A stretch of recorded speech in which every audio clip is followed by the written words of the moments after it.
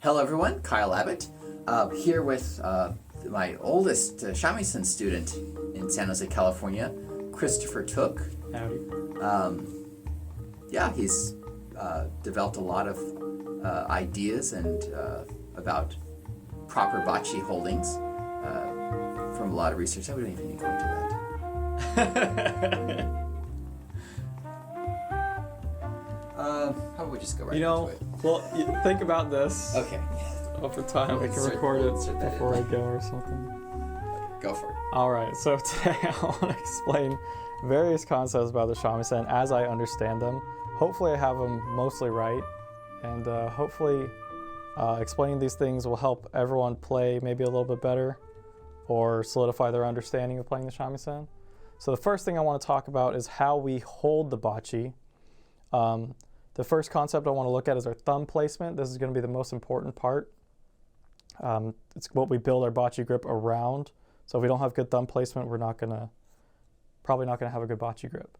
So first thing, we're placing our thumb on this inner top corner of the bocce, and we kind of want our thumb half on, half off. And if I press really hard, you'll see I have this line straight down my thumb-ish. And that's going to be good placement for our thumb. We don't want it on the back like the non-good guys because we're going to hold our shamisen a little bit differently. We don't want it on the side because our bocce is not going to be at a good angle. We want it right on that edge there. And again, coming about perpendicular-ish or maybe at a slight inward angle. And then we also want to place our thumb about 1 centimeter or so back from the tip of the bocce. Any closer to the bocce, or any closer to the tip of the bocce, and we're going to have maybe some trouble playing skui or the upstroke. We're going to have a really hard feeling when we do a downstroke. It's just not good all around. And if we bring our thumb too far back, then maybe our bocce will feel too soft, or we're not going to have enough control. So about 1 centimeter or so from the tip of the bocce is going to be good placement for our thumb. So with that in mind, I want to explain something I learned from Reigen Fujii about a basic grip for the bocce, or basic way to get to a good grip on the bocce. We want to take our hand and spread our fingers and thumb naturally. We don't want to hyperextend or anything, just naturally. We're going to point our pinky straight forward or drop it down. We're going to place our thumb on that inner top corner that I talked about 1 centimeter from the tip.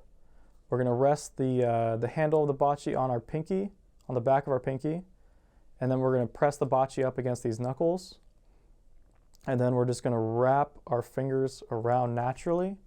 And we're going to get what is roughly a very good grip on the bocce. In my case, I'll actually shift my index finger and middle finger slightly. And I might pull my thumb back slightly. My personal bocce is pretty hard, so I want it to feel a little bit softer, which is why I'm bringing my thumb back slightly. And but that's roughly what a good grip is. So why do we want a grip like this, and what's happening when we do this? So first of all, we're going to look at our ring finger and our pinky. The back of this base segment of our pinky and this middle segment of our ring finger are going to provide side-to-side pressure on the bocce here. And then the pad of our ring finger is going to push up, and just that side-to-side pressure with the upward pressure from the ring finger is going to be enough to keep the bocce in our hand. Now, I wouldn't recommend anyone do this, but it just goes to show you that this is going to keep the bocce from flying out of our hands. So then our thumb is going to provide some downward pressure, which is going to help us when we perform downstrokes. If we didn't have that, then nothing would happen. But if we perform an upstroke, then it'll just slip out of our hands, and that's where our index and middle finger come in. The pads of our index and middle finger are going to push upward, which is going to counteract that downward force from an upstroke. And then the middle segment of our index finger is going to be contacting this outside bottom corner of the bocce and pushing inward slightly. And so that's going to counteract this a little bit of side-to-side pressure from our thumb. It's going to keep the bocce in our hand, because if that wasn't there, then the bocce could slip out.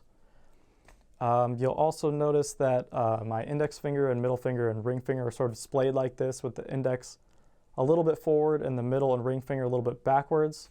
I don't know if this is a good or a bad thing. A lot of professional players seem to do it. I think it's just naturally what happens when we start curving our hand with our pinky out here like this. So it's probably a good thing. And then we're also going to want this big space between the top of the bocce and our palm. In fact, no part of our palm or knuckles is going to contact the top of the bocce.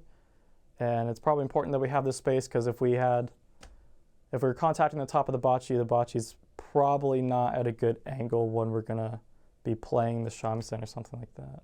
So lastly, the thing I want to mention is our wrist.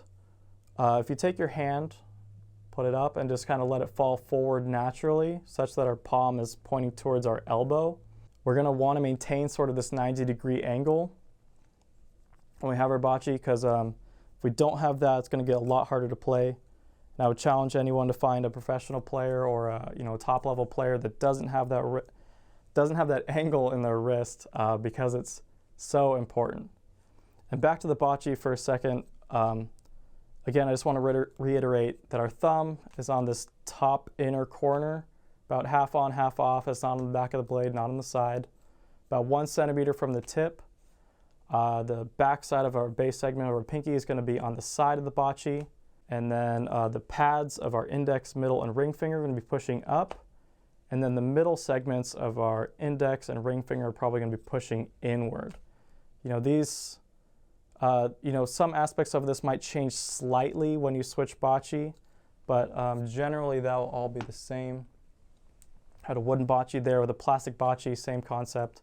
Pads of all the fingers pushing up, middle segments of the index and ring pushing inward, pinkies on the side, thumbs in the same spot. Pull out some other bocce, same concept, same position on the blade of the bocce, or same thumb position on the blade of the bocce. Pads of our fingers are going to be pushing upwards, pinky on the side, all the jazz.